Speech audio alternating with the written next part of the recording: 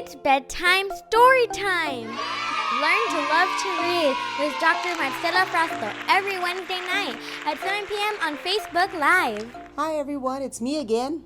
And so that means it's story time. I hope everybody's enjoying their summer vacation. I know we finally have everybody out of school. I think some kids are still doing a little summer school, trying to catch up on a few of their maybe missed credits, getting a little extra help for the STAR test. So I know some kids are still going to school, but for the most part, I hope everybody's off on their vacation and enjoying it. And staying out of this heat. It's pretty warm out there. I hope everybody's staying indoors as much as possible. I'm all about getting outdoors to play, but right now is not the time.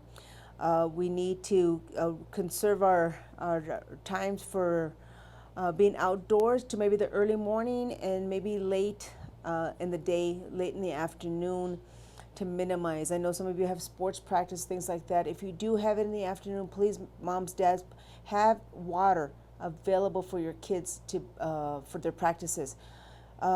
Sports drinks have a lot of sugar. If they are going to be playing, they're going to be out for a long period of time. Pedialyte, it's great. Freeze it.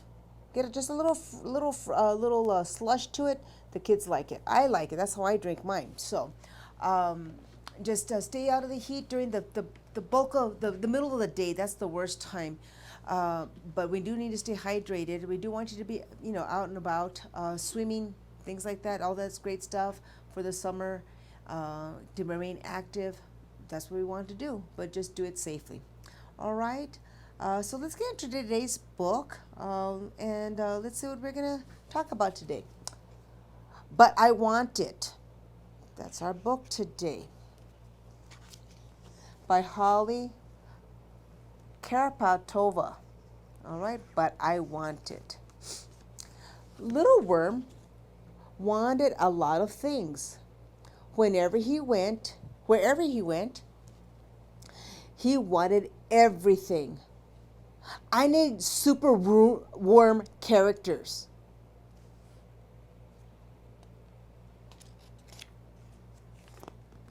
When Little Worm saw Bird's giant acorn, he screamed, "I want a giant acorn too." "What would you do with a giant acorn? You don't need it," said Mother Worm.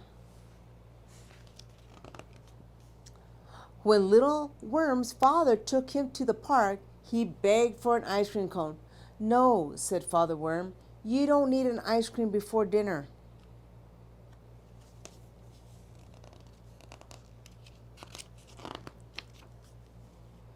"But I want some," shouted Little Worm. Father Worm was embarrassed. That night, Mother and Father Worm talked to Little Worm. "Needs are things you must have to stay alive. Things are things you must have to stay alive and healthy," said Father. "Oh, like food and clothes?"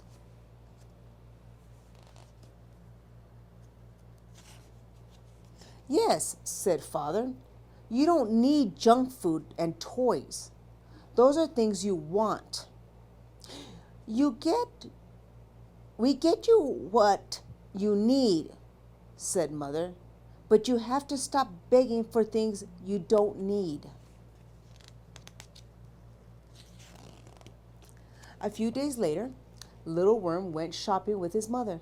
"Look, Mom," he said, "it's the new Super Worm movie."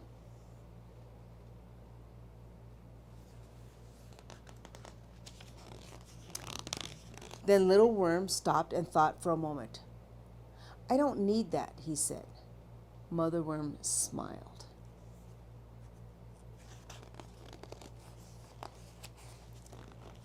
That is, but I want it. Moms and dads, I'm sure you've heard this from your kids, and probably a little bit more so since you've been on summer vacation. When you're out at the stores, or maybe with the kids' siblings. "He took it. I want it. I was playing with that." Yeah, this is an issue that a lot of parents, and it doesn't matter of what age actually. You have got toddlers who are fighting over toys and asking for gum and candy at the stores, but your big kids do the same thing, right? The big kids do exactly the same thing. I want and what do I need? So this is something kids have to learn how to gauge, wants and needs, and to teach them what exactly is a want and need. And, like clothing and food, of course, is a need. One of the ways you can preface this before going to the grocery store, because the grocery store tends to be the biggest kind of trigger for these types of behaviors, is set the expectations. And you can do this for any age group. Before you walk into the store, all right, kiddos, we're here to buy groceries today. We are not here to buy toys. We're not here to buy clothing. We're here to buy our food. So don't ask for any toys or any candy. Now, they're gonna test you when they get inside. If you remind them, excuse me, do you remember why we came to the store today? To buy our food. All right. Now, if your kids are old enough, split up your shopping list or something. Hey, check off what we need. All right, let's make sure we're getting all of our things that we need to purchase today. And if you set the expectations and you follow through, the behavior does improve. Now, it's not going to completely, they're still going to want these things. And maybe on occasion you are going to go to the store and say, you know what, folks? Come on, kids, we're going to the store. We're going to buy, everybody gets to pick something. We're going to go have movie night. Everybody gets to pick their candy of choice. You get to pick one candy. All right. So you go to the store. And remember, everybody, you can pick one candy. You've reiterated what the task is. And if they try to grab two, excuse me, how many are you supposed to have? One or two? Okay, one. Well, you can have one or you can have none. Which would you like? So you're giving them a choice. It gives them sort of, they have the expectation and they're more likely to follow through. They're going to have less of these tantrums. Now, yes, of course, the younger they are, the more difficult it is. But as they get older, they do understand. And this happens at all age groups, all right? Adults, there's things that we want. But then you realize, do I need those things? And trying to teach your kids those types of boundaries can take a lot of time. So don't expect to fix it when you're 5-year-old. No, you're 8-year-old, you're 10-year-old, you're 15-year-old, but mom, I want this new blouse because, I need this new blouse. No, you don't. You have a blouse at home. Older kids, they can do some additional chores around the home beyond their usual expected duties in the household. Okay, you want that blouse? All right, well, you can earn it. You can save your money. We've done this in our family, and one of them wanted a particular cell phone. Guess what? Had to pay for it himself.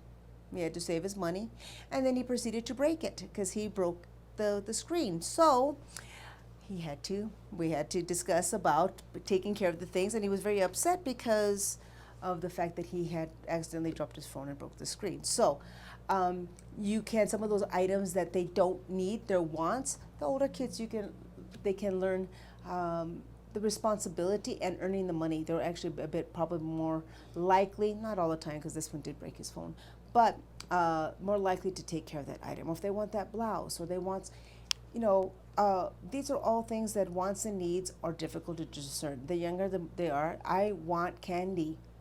I need candy. No, you don't. So starting at a young age, and I'm sure, and this happens at home with the toys too right now. You got the kids, I want it, I was playing with it, I want it now, I want it now. Okay, wait. Are you done playing with it? If they're not done playing with it, or you don't have to, well, then you got to take turns with it. It's the negotiation. Setting the expectations up front before you go into the store.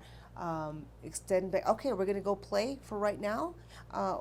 Which game would you like? Okay, which one do you want? Which one do you want? Okay, which truck do you want? Which car do you want? And then you can play. That way there is, you can not eliminate, but lessen some of those conflicts that you have going on. So this is a little book that just saved this little video so you can go over it again if your kiddos are still having troubles with wants and needs. And you can go over it with them. But this summer, try and kind of give the kids some of those skills, some of that direction at this point. So, you know, as they grow, they will be able to learn this skill. All right? So I hope you like our little But I Want It. Save the video so you can watch it later, and we will talk to you soon. Bye-bye.